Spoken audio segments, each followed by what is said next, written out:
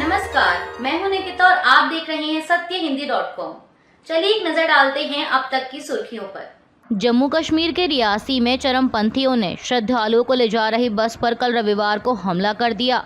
Police के अनुसार इसमें 10 लोग मारे गए जबकि 33 लोग घायल हुए हैं।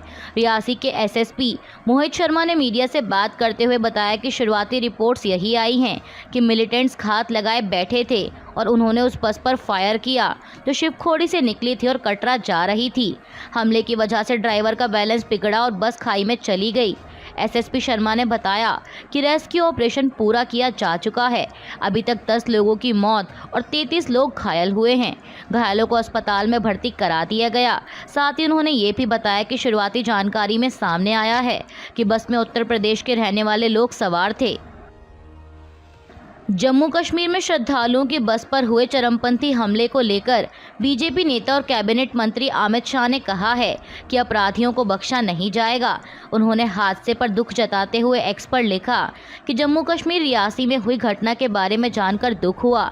मैंने इस मसले पर जम्मू कश्मीर के डीजीपी और गवर्नर से बात की है। इस कायराना हमले को अंजाम देने वालों को बख्शा नहीं जाएगा, उन्हें कानून का सामना करना होगा।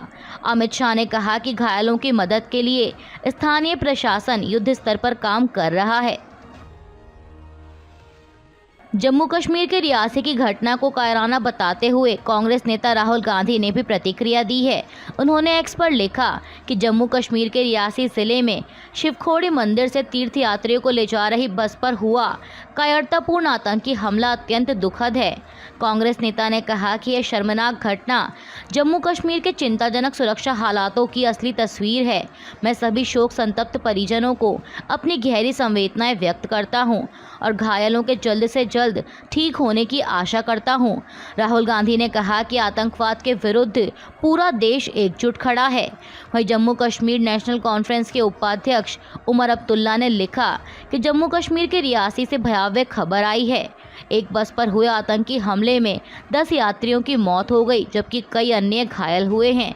उन्होंने कहा कि मैं इस हमले की कड़ी निंदा करता हूं। यह दुर्भाग्यपूर्ण है कि जहां से चरमपंथियों का सफाया हो गया था वहां चरमपंथियों की वापसी हुई है। मृतकों की आत्मा को शांति मिले और घायलों के शीघ्र स्वस्थ होने की कामना करता हूं। नरेंद्र मोदी ने कल रविवार को लगातार तीसरी बार भारत के प्रधानमंत्री पद की शपथ ली। राष्ट्रपति द्रौपदी मुर्मू ने नरेंद्र मोदी को पद और गोपनीयता की शपथ दिलाई। पीएम मोदी के अलावा 30 कैबिनेट मंत्री, 5 राज्य मंत्री स्वतंत्र प्रभार और 36 राज्य मंत्रियों ने भी शपथ ली। बता दें कि मोदी कैबिनेट 3.0 में 33 नए चेहरों को मौका दिया गया है। इनमें से 11 गैर भाजपाई भी हैं। गौरतलब है कि इस लोकसभा चुनाव में बीजेपी अकेले दम पर बहुमत हासिल करने में कामयाब नहीं हो पाई और उसने एनडीए के समर्थन से 543 लोकसभा सीटों में से 293 पर जीत दर्ज कर सरकार बनाई है। अब बात करते हैं उन चेहरों की जिन्होंने मोदी सरकार 3.0 में कैबिनेट मंत्री के तौर पर शपथ ली है। इनमें Rajnath Singh, Amit Shah, Nitin Gadkari, Nirmala Sitharaman, doctor S Jaishankar, Jagat Prakash Nadda, Shivraj Singh Chauhan, Manohar Lal Khattar, HD Kumar स्वामी, पीयूष गोयल, धर्मेंद्र प्रधान, जीतन राम मांझी, राजीव रंजन सिंह उर्फ लल्लन सिंह, सर्बानंद सोनोवाल, डॉक्टर वीरेंद्र कुमार खटीक, के राम मोहन नायडू, प्रहलाद जोशी, जुएल उरांव, गिरिराज सिंह, अश्विनी वैष्णव, ज्योतिरादित्य सिंधिया, भूपेंद्र यादव, गजेंद्र सिंह शेखावत, अन्नपूर्णा देवी, किरण रिजिजू, हरदीप सिंह पुरी, डॉक्टर मनसुख मंडाविया, जी किशन रेड्डी, चिराग पासवान और सीआर पाटिल का नाम शामिल है। इनके अलावा राज्य मंत्री स्वतंत्र प्रभार के तौर पर जिन 5 नेताओं ने शपथ ली है उनमें राव इंद्रजीत सिंह, डॉक्टर जितेंद्र सिंह, अर्जुन राम मेघवाल, प्रताप राव गणपतराव जाधव और जयंत चौधरी का नाम शामिल है। वहीं राज्य मंत्री के रूप में शपथ लेने वाले 36 नेताओं में जितिन प्रसाद, श्रीपद नाइक, पंकज चौधरी, कृष्णपाल गुर्जर, रामदास अठावले, रामनाथ ठाकुर, नित्यानंद राय, अनुप्रिया पटेल, वो Somanna, P Chandrashekhar, SP Singh Baghel, Shobha Karandlaje, Kirtivardhan Singh, BL Verma, Shantanu Thakur, Suresh Gopi, L मुरुगम, Ajay Tamta, Bandi Sanjay Kumar, Kamlesh Paswan, Bhagirath Chaudhary, Satish Dubey, Sanjay Seth, Ravneet पिट्टू, Durgadas Uikey, रक्षा खड़से, सुकांत मजूमदार, सावित्री ठाकुर, तोखन साहू, राजभूषण निषाद, भूपति राजू, श्रीनिवास वर्मा, हर्ष मल्होत्रा, नीमूबेन बामभनिया, मुरलीधर मोहोल, जॉर्ज कुरियन, पवित्रा मार्गरेटा शामिल हैं। कल रविवार को हुए मोदी सरकार के शपथ ग्रहण समारोह में कई नामी हस्तियों, बॉलीवुड स्टार्स और उद्योगपतियों ने भी हिस्सा लिया और इन्हीं में शामिल हैं वो दो नाम जिन्हें लेकर विपक्ष लगातार मोदी सरकार पर हमलावर रहता है, और वो दो नाम हैं अडानी और अंबानी।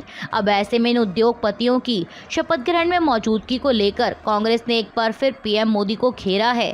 कांग्रेस नेता जयराम रमेश ने एक्स पर लिखा कि 8 मई 2024 को नरेंद्र मोदी ने भारत के दो सबसे बड़े बिजनेसमैन पर टेम्पो भर भर के कालाधन पहुंचाने का आरोप लगाया था। तब हमने ईडी से तत्काल कार्रवाई की मांग की थी, लेकिन अब देखिए वे दोनों महाशय शपथ ग्रहण समारोह में मौजूद थे। अब अगर मोदी कैबिनेट में जगह ना पाने वाले सहयोगी दलों की बात करें तो अभी 2 सांसद वाली जनसेना पार्टी, 1 सीट वाली एनसीपी अजीत पवार गुट, 1 सीट वाली सिक्किम क्रांतिकारी मोर्चा, 1 सीट वाले असम गण परिषद और 1 सीट वाले ऑल झारखंड स्टूडेंट्स यूनियन को पीएम मोदी के मंत्रिमंडल से बाहर रखा गया है। मोदी कैबिनेट में एनसीपी अजीत पवार गुट को जगह ना मिलने पर राजनीतिक गलियारों में चर्चा तेज हो गई है कि अजीत पवार एनडीए से नाराज हैं। इस बीच महाराष्ट्र के उप मुख्यमंत्री और बीजेपी नेता देवेंद्र फडणवीस ने दावा किया है कि एनसीपी अजीत पवार गुट को एक मंत्री पद का ऑफर दिया गया था, लेकिन एनसीपी ने यह ऑफर ठुकरा दिया। देवेंद्र फडणवीस ने समाचार एजेंसी एएनआई से कहा कि एनसीपी को कैबिनेट में राज्य मंत्री स्वतंत्र प्रभार का ऑफर दिया गया था, लेकिन वो चाहते थे कि प्रफुल्ल पटेल को मंत्री बनाया जाए। प्रफुल्ल पटेल पहले केंद्रीय मंत्री रहे हैं, इसलिए उन्होंने राज्य मंत्री स्वतंत्र प्रभार का पद लेने से इनकार कर दिया। फडणवीस ने आगे कहा कि जब भी गठबंधन बनता है तो कुछ मानक तय किए जाते हैं, क्योंकि बहुत सारे दलों को साथ रखना होता है। यहाँ एक पार्टी के लिए एक पद का मानक था। भविष्य में कैबिनेट का जब विस्तार होगा तो उनकी कैबिनेट मंत्री की मांग को ध्यान में रखा जाएगा। मोदी कैबिनेट 3.0 में मंत्री पद ना मिलने को लेकर एनसीपी नेता प्रफुल्ल पटेल की भी प्रतिक्रिया आई है। उन्होंने कहा कि हमें राज्य मंत्री स्वतंत्र प्रभार के बारे में सूचना मिली, लेकिन मैं स्वयं भारत सरकार का कैबिनेट मंत्री पहले रह चुका हूं, तो ये मेरे लिए डिमोशन होता। हमें खुशी है कि उन्होंने हमें सूचना दी, लेकिन मेरे लिए यह पद लेना थोड़ा कठिन है। प्रफुल्ल पटेल ने आगे कहा कि जो अटकलें लगाई जा रही हैं वह गलत है, कोई मतभेद नहीं है, और उन्होंने हमसे कुछ दिनों का इंतजार करने को कहा है। मोदी कैबिनेट में मंत्री पद ना मिलने पर एनसीपी नेता और महाराष्ट्र के उप मुख्यमंत्री अजीत पवार ने भी चुप्पी तोड़ी है। उन्होंने समाचार एजेंसी एएनआई से कहा कि प्रफुल्ल पटेल पहले कैबिनेट मंत्री रहे हैं। हमें केंद्र सरकार में राज्य मंत्री स्वतंत्र प्रभार का पद लेना सही नहीं लगा। हमने बीजेपी से कहा है कि हम इंतजार करने के लिए तैयार हैं, पर हमें कैबिनेट मंत्री का पद ही चाहिए। अजीत पवार ने आगे कहा कि लोकसभा में हमारा एक सांसद है, राज्यसभा में भी हमारा एक सांसद है। अगले 2 से 3 महीने में राज्यसभा में हमारे 3 सांसद होंगे। इस तरह से हमारे संसद में 4 सांसद हो जाएंगे, और 4 सांसद होने के नाते हमें एक कैबिनेट मंत्री का पद दिया जाना चाहिए। एनडीए सरकार के शपथ ग्रहण समारोह से पहले बीजेपी नेता सुब्रमण्यम स्वामी ने एक बार फिर नरेंद्र मोदी को निशाने पर लेते हुए बड़ी भविष्यवाणी की। उन्होंने कल रविवार को एक्स पर लिखा कि नीतीश कुमार और चंद्रबाबू नायडू को लेकर मोदी ने जो गारंटी ली है उससे बीजेपी को धोखा जरूर मिलेगा।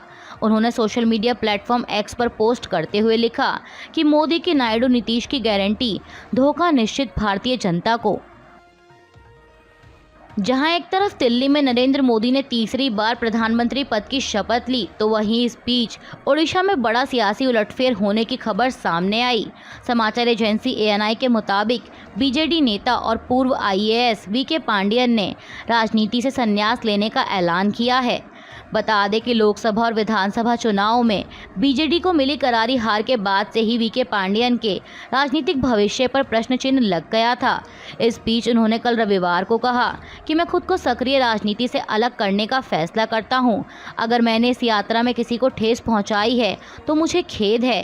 वीके पांडियन ने कहा कि मुझे खेद है कि अगर मेरे खिलाफ इस अभियान की वजह से बीजेडी की हार हुई है।